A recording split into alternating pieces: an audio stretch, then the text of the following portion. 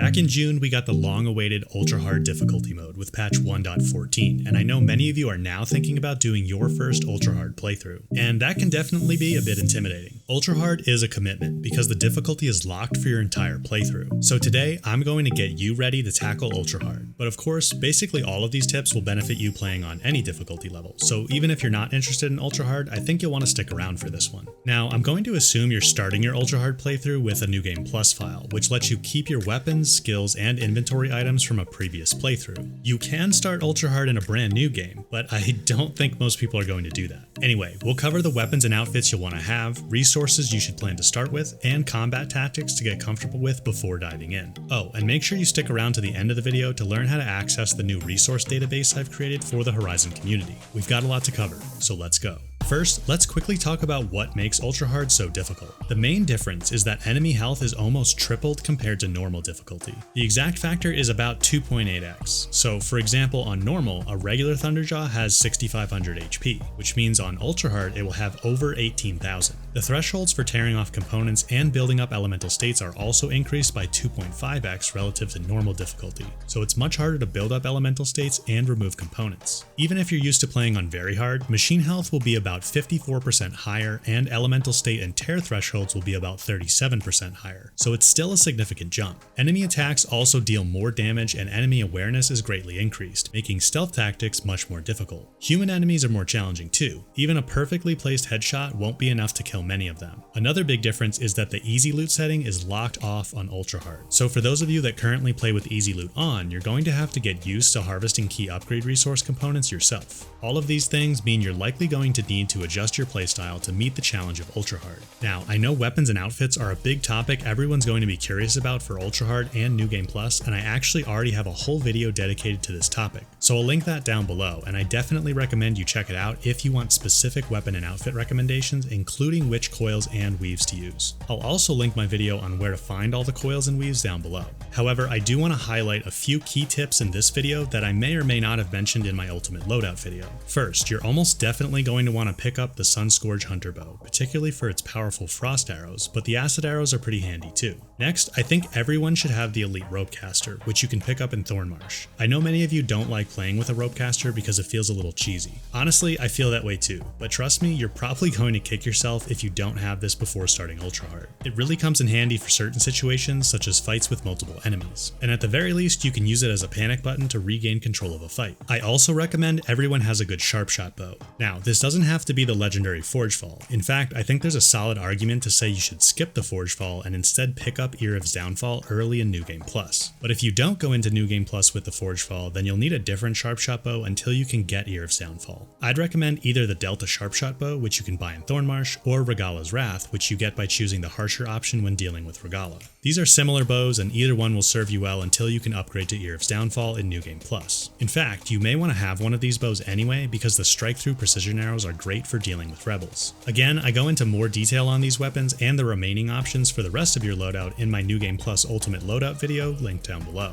For outfits, if you don't want to bother with the arena to get my favorite outfit, the Nora Thunder Warrior, then another good all-arounder is the Nora Valiant, but just keep in mind that as a purple rarity outfit, the Valiant has reduced damage resistance. If you're a dedicated stealth player, then you'll definitely want to pick up the Utaro Winterweave in Thornmarsh. Another option, if you like to play on the riskier side, is to go for a low health build using the Tenakth Vanquisher. You might also want to do the Breaking Even side quest to get the Oseram Forester, not for the outfit itself, but to get the +2 Evader Weave to use on other outfits. The Evader skill increases the number of times you can dodge without stumbling, which can be useful against the much stronger machines in Ultra Hard. Okay, let's switch gears and talk about combat mechanics. Now I'm thinking I'll do a dedicated video on advanced combat mechanics, so if you'd like to see that, definitely let me know with a comment and like down below. But for now, let's get down the essential mechanics for Ultra Hard. First, you need to get in the habit of using a sharpshot bow, bolt blaster, or both to deal damage. As I mentioned earlier, machine health is 2.8 times higher than normal on Ultra Hard, about 1.5 times higher than Very Hard, and machine attacks are much stronger too. So if you don't end fights quickly, you risk taking a hit that ends it for you. If you're still using a hunter bow to deal damage, that's probably not going to cut it on Ultra Hard. Hunter bows simply aren't designed for high impact damage output. Take a look at any hunter bow's stats and you'll see that they're all heavily skewed towards dealing tear damage. Now that's not to say you shouldn't use a hunter bow at all. On the contrary, a strong hunter bow like the Deathseeker or lower tiers of the Land God have very high tear damage and are super useful for removing components, which is especially important on Ultra Hard since easy loot isn't an option. But even these high-level hunter bows don't deal much impact damage. For that, you need something with much higher damage output, like a sharp shot bow, which is capable of dealing massive damage in just a few shots, or a bolt blaster, which has a very high fire rate, especially with the sustained burst weapon technique.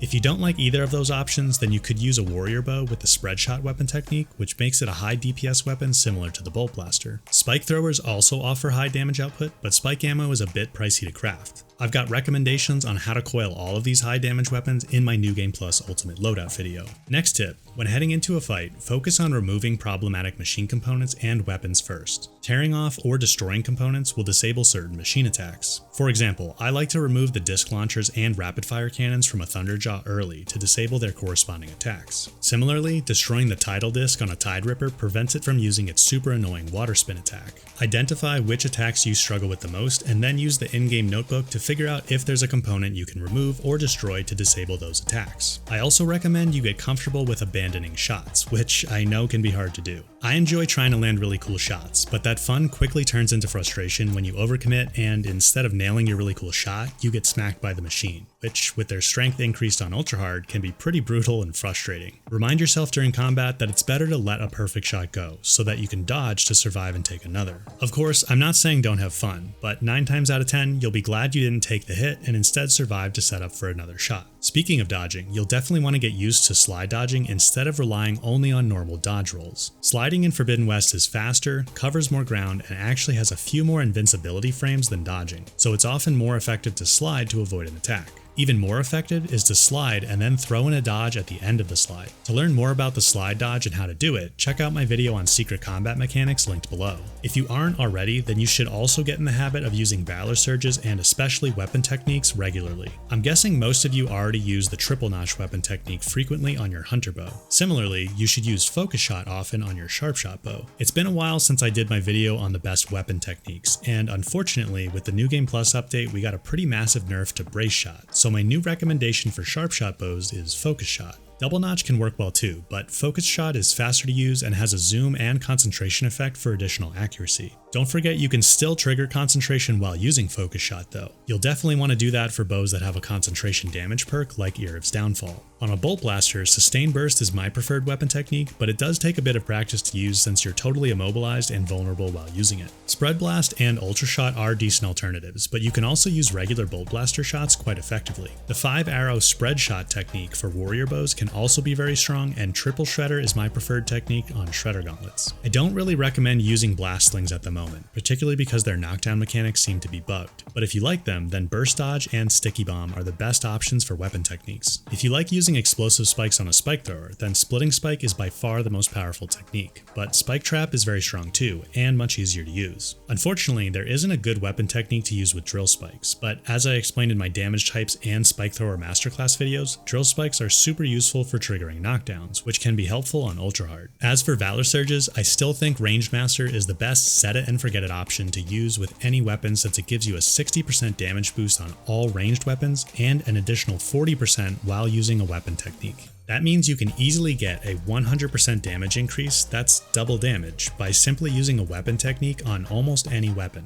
Other good options for Valor Surges include Power Shots, Heartbreaker, and Critical Boost, all of which increase damage dramatically. Stealth Stalker is also very useful, particularly for rebel camps and stealth tactics. Overall, just make sure you're considering Valor Surges, because they're one of the most powerful mechanics in the game. You may not have needed them for lower difficulties, and honestly, some of you still may not need them on Ultra Hard, but Valor Surges can really turn the tables in combat. At the very least, I'd recommend using Radial Blast or Toughened as a panic button. Another mechanic many players underutilize is the Hunter Toolkit, which is the small menu in the bottom left that lets you use tools like potions, traps, food, and smoke bombs. On lower difficulties, you probably didn't need these items very much, or maybe at all. And you don't strictly need them on Ultra Hard, but there are a few that will really help out. If you haven't already, you should definitely fully upgrade your potions pouch to carry the max of 9 potions. I carry 4 large stamina potions, 4 cleansing potions, and 1 medium health potion. Now, I think many people are tempted to load up on health potions, but I find it's more effective to make sure you can regain stamina and clear afflicted states. Taking damage drains your stamina, and let's be honest, you're probably going to take damage more often on ultra hard. Afflicted states, like crushed, also last much longer and deal more damage on ultra hard, so that's why cleansing potions become more valuable. If you can keep your stamina up and remove afflicted states in a pinch, you'll be able to end fights faster, so you won't need health potions as much. But I do like to carry that 1 health potion on me in case I get into a drawn out fight and need a health boost quickly. And I use the medium health potion specifically because I prefer to save my fiber zest for crafting stamina potions. The toolkit is also where you'll find smoke bombs, another tool I think people underutilize. I definitely recommend having smoke bombs on hand to regain control of a fight when things get a little too crazy, or to extend your ability to remain in stealth. Until patch 1.17, a single smoke bomb wouldn't apply the confused state to a machine on ultra hard or very hard, so it's understandable people weren't really using them on higher difficulties. But now this has been fixed, so I definitely recommend using them. There's also a pretty neat trick to carry up to 12 smoke bombs instead of the normal 6. All you need is the +2 smoke bomb capacity weave from the Nora Tracker outfit or one of the outfits with this perk built in, like the Utaro Winterweave or Gravesinger. Just equip an outfit with the weave or one of the outfits with the built-in perk when you want to craft smoke bombs, and you'll be able to fill up your toolkit slot with 12. Then you can switch back to any other outfit and the extra bombs will still be there.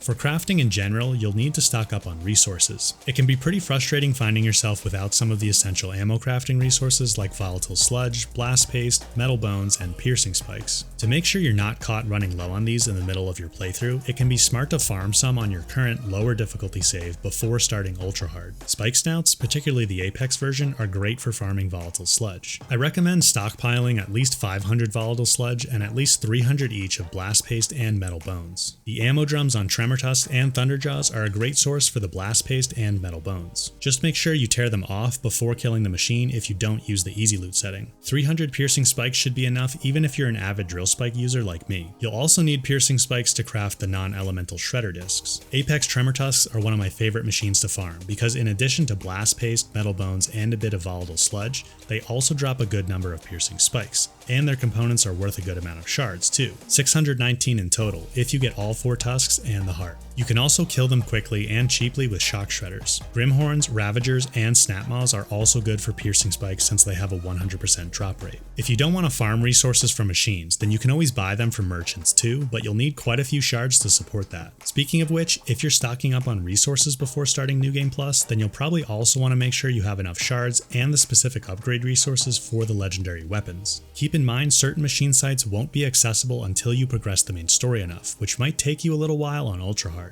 Lucky for you guys, I've already made a spreadsheet that shows every upgrade resource you need for the new legendaries, and I'll link my video showing you how to use it down below. As for shards, I know this probably sounds like a lot, but I'd highly recommend you have at least 15,000. If you have less than that, you'll have a hard time with upgrades, and honestly 20k would be better. As I mentioned earlier, farming Apex Tremor Tusks is a great shard and resource farming method. In my coil locations video, I outlined a good farming route that includes Tremor Tusks, Claw Striders, and Scorchers.